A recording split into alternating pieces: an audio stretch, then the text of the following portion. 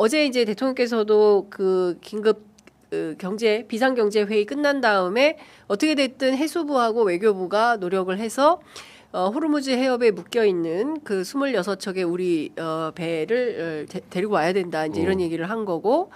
홍해는 그 후티 반군이 있긴 하지만 그래도 그 통항에 그렇게 큰 문제는 없고 제가 또 이제 청와대 출입하는 경제지 기자를 통해서 확인해 보니까 배 한 척이 있대요. 홍해에는. 근데 그 배 한 척이 오고 가고 못 하고 해서 묶여 있는 게 아니라 그냥 정박해 있는 배가 한 척이 있다고 하고요. 중요한 거는 호르무즈 해협에 묶여 있는 우리 배가 빨리 와야 된다라는 것입니다. 그래서 그러니까 서로 어제도 뭐 여러 가지 조금 혼란이 있었는데 이재명 대통령의 일관된 메시지는 국익과 국민 실용의 관점이에요. 그래서 지금과 같은 위기 상황에서는 적극 행정을 해야 된다. 그러니까 뭐 이래서 안 돼, 저래서 안 돼. 뭐 이 부에서는 이렇다는데요, 저 부에서는 저렇다는데요. 서로 칸막이가 높아서 소통이 안 돼서 적극 행정이 안 돼서 국민들이 손해 보거나 피해 보는 일은 없도록 해라. 그러니까 이번에도 해수부와 외교부, 산자부도 포함이 되겠죠. 서로 부처 간에 칸막이 두지 말고 적극적으로 협의해서 최대한 우리 국익에 부합하는 것들을 끌어내라. 역할을 해라. 일을 해라. 공무원들한테 주는 메시지다라는 겁니다. 근데 이게 잘못 와전이 돼가지고 또 문제가 되는 경우가 있었는데 어제 또 이제 중요한 것 중에 하나가 그 스봉 있지 않습니까? 스봉. 쓰레기 봉투. 네. 이 쓰레기 봉투 이제 수급 문제와 관련해서 중량제. 뭐 마치 지금 당장 이 쓰레기 봉투가 막 사재기가 있으니까 정부에서 이것을 규제하는 게 아닌가? 뭐 그런 얘기가 조금 혼란이 있었던 것 같아요. 근데 이 문제와 관련해서도 그렇지 않다.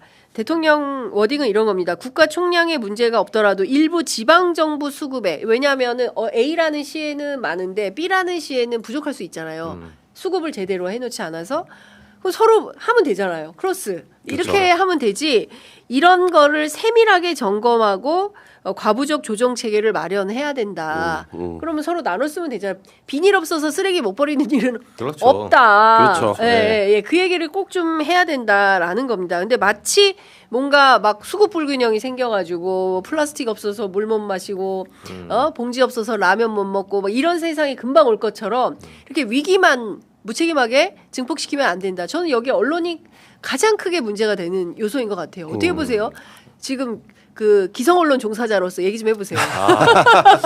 물론 제가 쓴 기사는 아니지만 저도 이제 기성 언론들 기사를 많이 보면서 진짜 이거는 일종의 그 커테이션 화법들 야당 뭐 주장하는 거 네. 그리고 또 전문가라는 사람 주장하는 커테이션 따서 위기를 좀 너무 조장하는 듯한 그런 뉘앙스를 주는 기사들이 있어요. 있긴. 네. 근데 문제가 저는 이제 박홍근 그러니까 장관이 있나 누가 네. 얘기했는데 그 얘기를 하더라고요. 누군가가 그러니까 쓰레기 봉투는 종량제라는 게 근본적으로는 쓰레기 버릴 때 비용을 부과하는 거예요. 세금이죠, 세금. 네. 쓰레기 부담, 쓰레기 처리 비용. 그렇죠. 처리 비용. 봉투 비용이 아니라 처리하는데 그래서 그렇죠. 비싼 거예요. 그렇죠. 수봉이. 그러니까 한마디로 쓰레기 마구 버리지 말라고 약간. 그렇죠. 원가는 뭐 10원, 5원 이렇게 하는데 그렇죠. 그걸 한 500원 이렇게 파는 거죠. 그렇죠. 상한을 그렇습니다. 둔 거잖아요. 세금을 매겨서 이거를 수요를 누르려고 하는 거거든요. 쓰레기를 버리려는 사람들 욕망을 깔아앉히려는 거잖아요. 네. 그러면 사실 이거는 그 모 장관이 말한 대로 해답이 있어요. 정 부족하잖아요. 그냥 버리면 돼요.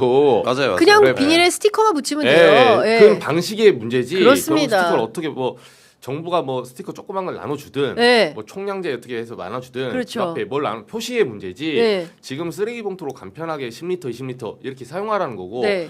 본질은 봉투가 아니에요. 봉투 없으면 못 버리는 게 아니에요. 그러니까. 이건 그렇죠. 제도적 문제지.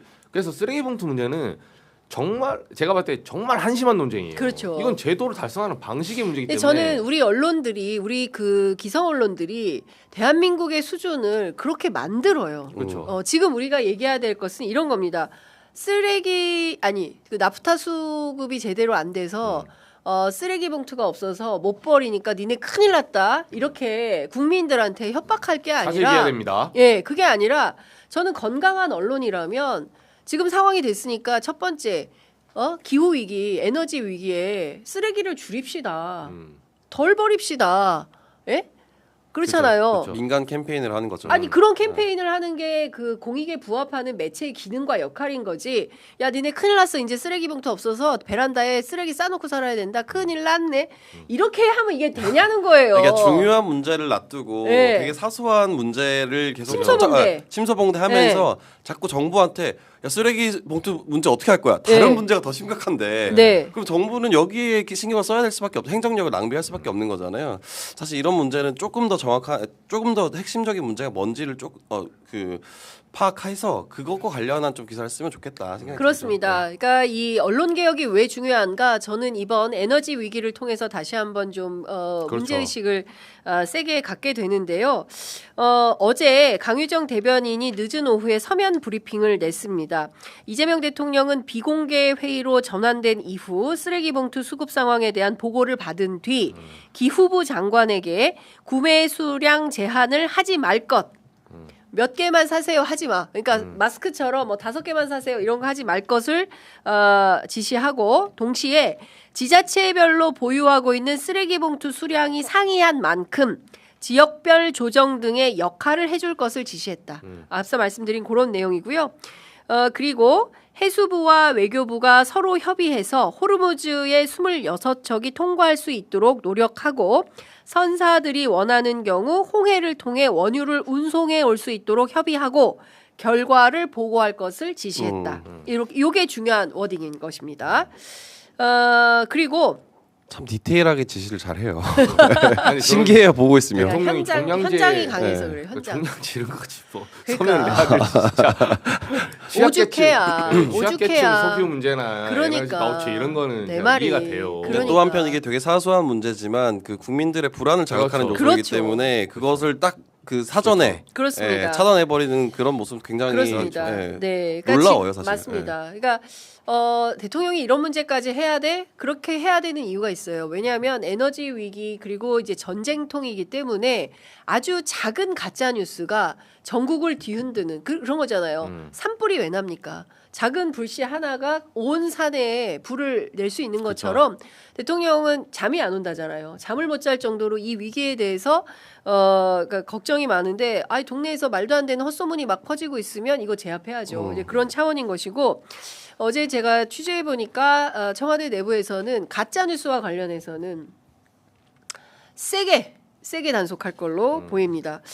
그 북한으로 뭐 원유가 갔다, 네. 중국을 통해서 갔다. 제가 아까 말씀을 드렸지만 이것은 전혀 사실이 아니다. 사실무근이죠. 라는 말씀을 좀 드리겠습니다. 지금 저희 그 제작팀에서 올려준 바에 따르면 코스피 지수가 급락을 하고 있습니다.